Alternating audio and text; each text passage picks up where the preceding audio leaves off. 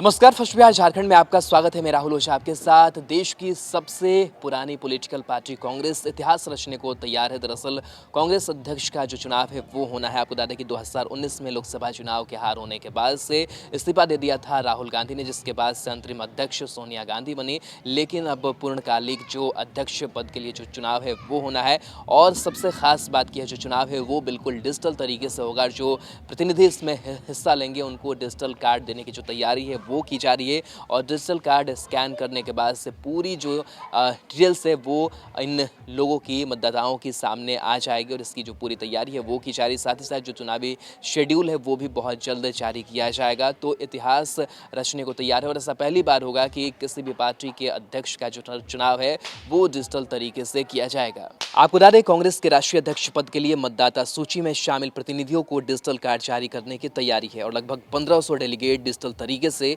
अपने मताधिकार का प्रयोग करते हुए कांग्रेस का नया अध्यक्ष चुनेंगे। राष्ट्रीय अध्यक्ष के चुनाव का कार्यक्रम भी जल्द घोषित होने की उम्मीद जताई जा रही है। सभी राज्यों के विधानसभा चुनाव और उपचुनाव में कांग्रेस के बुरे प्रदर्शन के बाद पार्टी के अंदर एक तरफ जहां घमासान की स्थिति है, वहीं ऐसे दौर में कांग्रेस के एक बड़े ऐतिहासिक बदलाव के लिए तैयार खड़ी नजर आ रही है।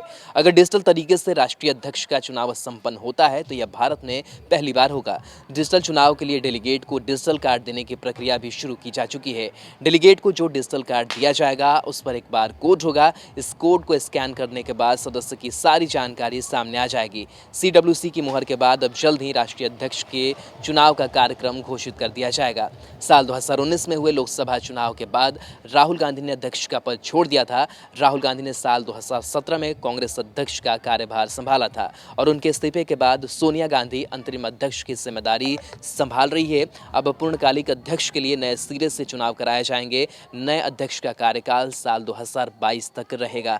तो नए अध्यक्ष का जो चुनाव है वो होने वाला है बिल्कुल डिजिटल तरीके से। लेकिन इस बीच कहीं ना कहीं सबसे जो बड़ी चुनौती है वो किस तरीके से कांग्रेस अपना वजूद बनाए रखे। जो परफॉर्मेंस है वो लगातार कांग्रेस का कहीं ना कहीं गिरता जा रहा है। बिहार विधानसभा चुनाव में भी हमने देखा और लगातार ये बात सामने आने लगी कि आखिर तेजस्वी यादव अगर कुर्सी तक नहीं पहुंच पाए तो इसके का जो जिम्मेदार था वो कौन था। तमाम जो घमासान है वो हो रही है। बहरहाल अध्यक्ष पद का जो चुनाव है वो होना है और इसकी जो पूरी तैयारी है वो की जा रही है। और ख़ास के डिजिटल तरीके से ये चुनाव संपन्न होगा।